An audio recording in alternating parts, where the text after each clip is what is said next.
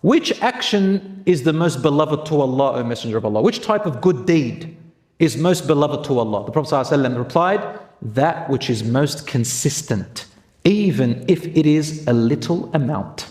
Even if it is a little amount. Allah loves the actions that you are consistent with. Not the amount, but rather the quality. So the Islamic practices, when they have become too much to handle, the Prophet ﷺ is saying, at least don't leave the obligatory things. Anything on top of the obligatory things, work smarter with it. Like dhikr all the time. The other point from this hadith is the following.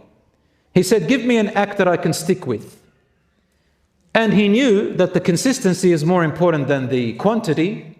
He also knew that trying to do everything will soon bring him to fatigue and he will get put off. And the Prophet ﷺ taught him a way, what I said, to work smarter, not harder, because he knows that by doing dhikr, there is a fruit that can come out of it. Why did the Prophet ﷺ tell him to do dhikr? We can think of so many other good deeds that are far greater. I can go and tell you, man, go and fight. You know, what are you doing sitting here? Man, go over there and go and do some charity work and give from what you love. What, you're just sitting here?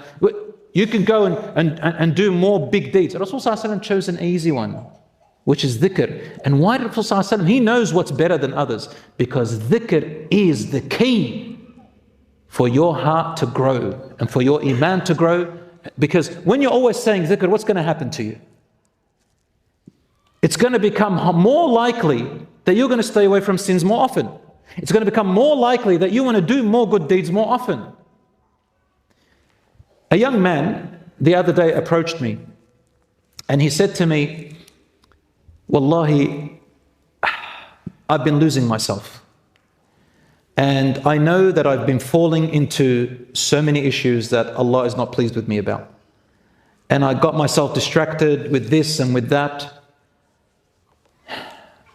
until I couldn't sleep at night. I thought to myself, I can't keep going like this. And he said, I started to feel okay with it after that.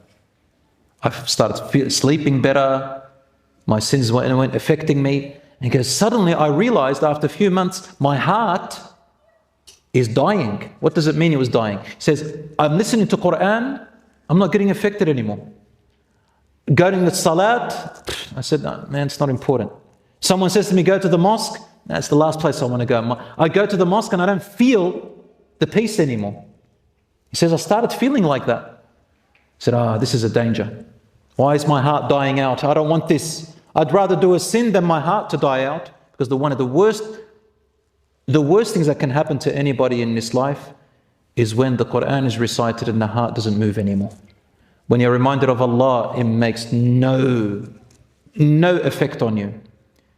When repentance and going to the mosque and praying and remembering Allah or anything like that no longer phases you, that's not good. So what do you do about it? You wake up your heart again. You know what he said to me?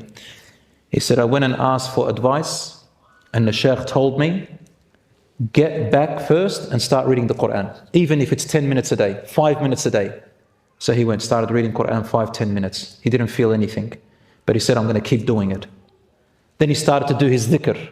You know, la ilaha illallah every now and then, just whatever he knows. He goes, I didn't feel anything. First day, second day. He goes, I pushed myself to go to the mosque. I pushed myself to pray my prayers. He goes, I did not feel anything. First day, second day, third day, fourth day, fifth day, sixth day, 1 week, 2 weeks. He said, suddenly, I started feeling my heart opening up.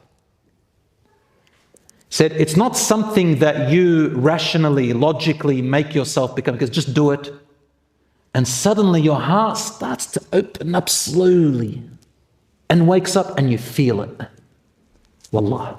He says, I started to feel it opening up. Alhamdulillah, I started to like the Quran suddenly. Suddenly my heart started feeling peace at the masjid. It started feeling peace when I remember Allah. Alhamdulillah, it's still awake. That's what Allah says in the Quran. أَلَا بِذِكْرِ اللَّهِ تَطْمَئِنُّ الْقُلُوبِ. Behold, in the remembrance of Allah, the hearts find their peace. You just got to do it over and over. It's like cleansing. Because Prophet ﷺ, he said, when sins are done, the heart gets darker, like a little notch is sort of poked into it. The more you get that, the darker it becomes. You got to clean it. The more you clean it, the more it awakens. Subhanallah, the brother opened up, alhamdulillah, and he was happy, back on track. He said, I started to slip back again. Started to forget. And remember the hadith I just recited to you before? The believer is always tested with these challenging nuisances, these sins that never leave them. Then they overcome them, then they forget, they slip again. He said, then Allah subhanahu wa ta'ala brought a bigger test for me. Something, I'm not going to give too much information in case anybody knows this person, but another test Allah. See, Allah subhanahu wa ta'ala brings you reminders. Then He lets you be around somebody who reminds you, a khutbah, a shaykh, a friend who reminds you, a sign to wake you up. Then when nothing wakes you up, He takes away something from you, something small, then something bigger. Ibtila in the Quran is called وَنَبْلُوكُمْ بِالشَّرِّ وَالْخَيْرِ فِتْنَةً. Allah says, we will constantly repeat the trials upon you, good and bad, but not because we like it, Allah says. Fitna. Fitna means to purify you. It comes from the word of purifying gold. Fatana al-dhahab. When you get gold out of the earth, it's mixed with foreign material. So they put it to heat, they burn it, and they bring out the pure gold from the foreign material. Same with your heart. Allah gives you fitna, tests you and purifies you. So then Allah subhanahu wa ta'ala gives you a trial that He knows will wake you up, that is so obvious. Maybe it's a sickness, maybe it's an injury, maybe it's some of your property that maybe you have a minor car accident, God forbid. Maybe it's something else that has to wake you up. Then you return again and again, until you meet Allah subhanahu wa ta'ala with nothing on you. My beloved brothers and sisters, the importance of consistency in good deeds is beautifully highlighted in Islam. The Prophet Muhammad said, the most beloved deeds to Allah are those that are done consistently, even if they're small. This hadith reminds us that it is not the size of the deed that matters, but the regularity and sincerity with which it is performed.